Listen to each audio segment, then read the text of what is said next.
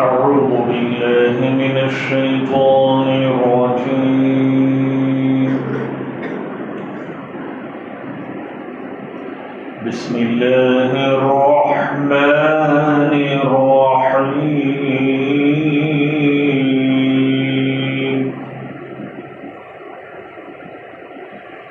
وإلى عاد أخاهم هودا قال يا قوم اعبدوا الله ما لكم من إله غيره أفلا تتقون.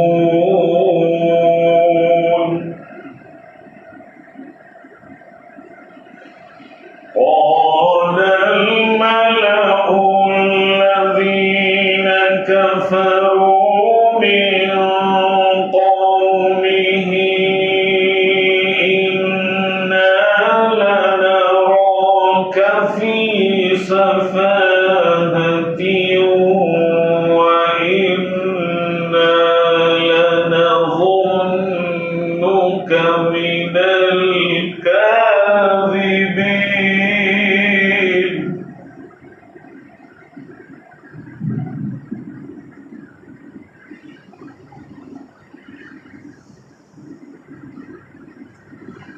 قال يا قوم ليس بي سفاهة ولكني رسول من رب العالمين.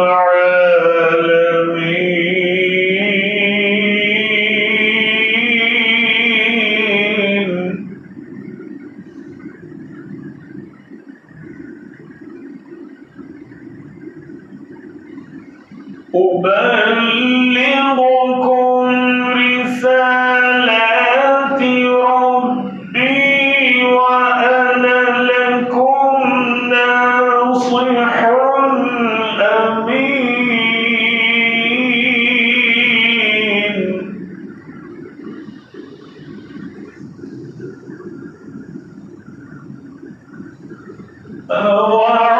أوعجبتم أن جاءكم ذكر من ربكم على رجل منكم لينذركم.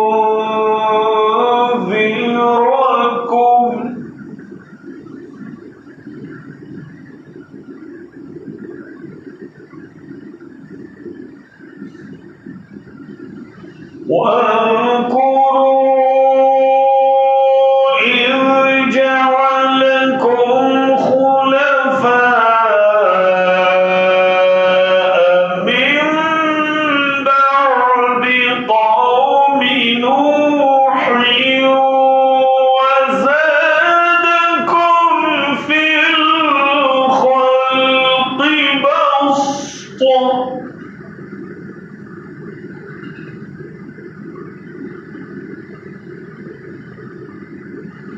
فاذكروا آلاء الله لعلكم تفلحون.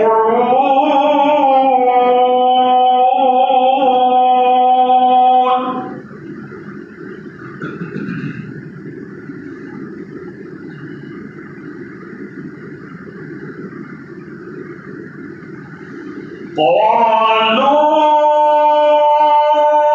أجئتنا لنعبد الله وحده ونذر ما كان يعبد آباؤنا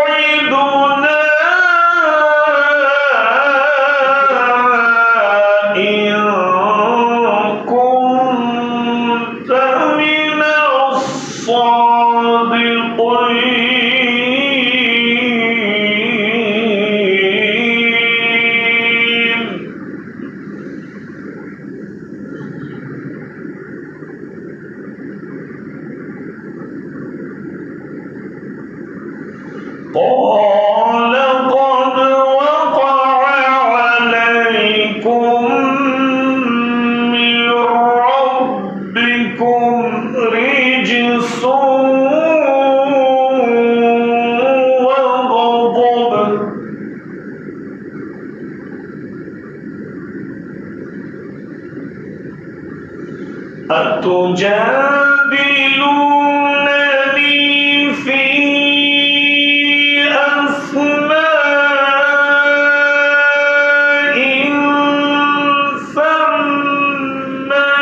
سميتموها أنتم وآباؤكم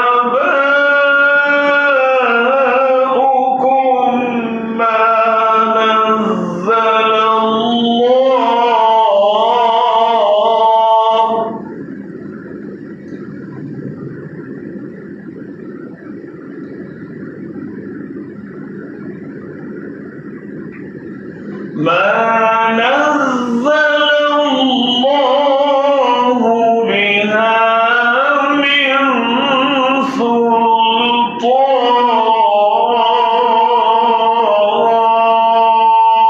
سلطان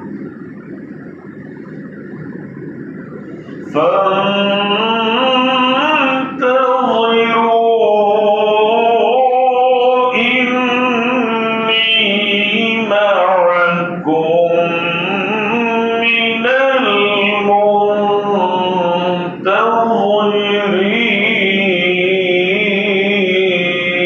المنتظرين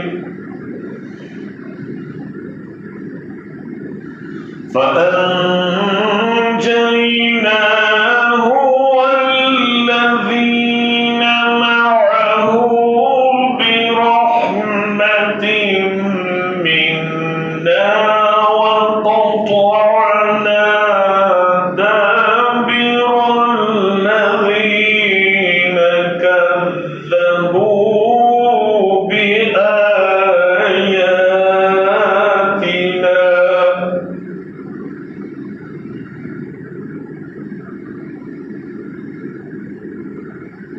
وقطعنا دابر الذين كذبوا بآياتنا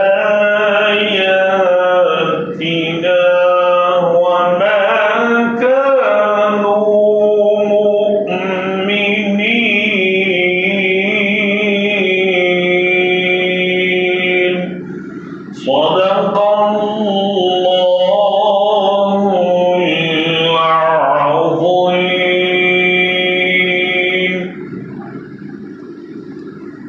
سورہ اعراف کی آیات 65 سے 72 تک پڑھی گئی اور قوم عاد کی طرف بھیجا ان کے بھائی ہود کو، بولا اے میری قوم بندگی کرو اللہ کی، کوئی نہیں تمہارا معبود اس کے سوا، سو کیا تم ڈرتے نہیں؟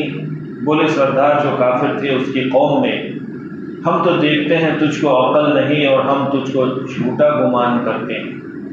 بولا ہے میری قوم میں کچھ بے عقل نہیں، لیکن میں بھیجا ہوا ہوں پروردگار عالم کی طرف سے، پہنچاتا ہوں تم کو پیغام اپنے رب کے، اور میں تمہارا خیر خواہ ہوں اطمینان کے لائق۔ کیا تم کو تعجب ہوا کہ آئی تمہارے پاس نصیحت تمہارے رب کی طرف سے ایک مرد کی زبانی جو تم ہی میں سے ہے، تاکہ تم کو ڈرائے؟ اور یاد کرو جب کہ تمہیں سردار کر دیا پیچھے قوم نوح کے، اور زیادہ کر دیا تمہارے بدن کا پھیلاؤ، سو یاد کرو اللہ کے احسان تاکہ تمہارا بھلا ہو۔ بولے کیا تو اس واسطے ہمارے پاس آیا کہ ہم بندگی کریں اللہ اکیلے کی اور چھوڑ دیں جن کو پوچھتے رہے ہمارے باپ دادا؟ بس تو لے آ ہمارے پاس جس چیز سے تو ہم کو ڈراتا ہے، اگر تو سچا ہے۔ کہا تم پر واقع ہو چکا ہے تمہارے رب کی طرف سے عذاب اور غصہ، کیوں جھگڑتے ہو مجھ سے ان ناموں پر کہ رکھ لی ہے تم نے اور تمہارے باپ دادوں نے، نہیں اتاری اللہ نے ان کی کوئی سند، سو منتظر رہو، میں بھی تمہارے ساتھ منتظر ہوں۔ پھر ہم نے بچا لیا اس کو اور جو اس کے ساتھ تھے اپنی رحمت سے، اور جڑ کاٹی ان کی جو جھٹلاتے تھے ہماری آیتوں کو اور نہیں مانتے تھے۔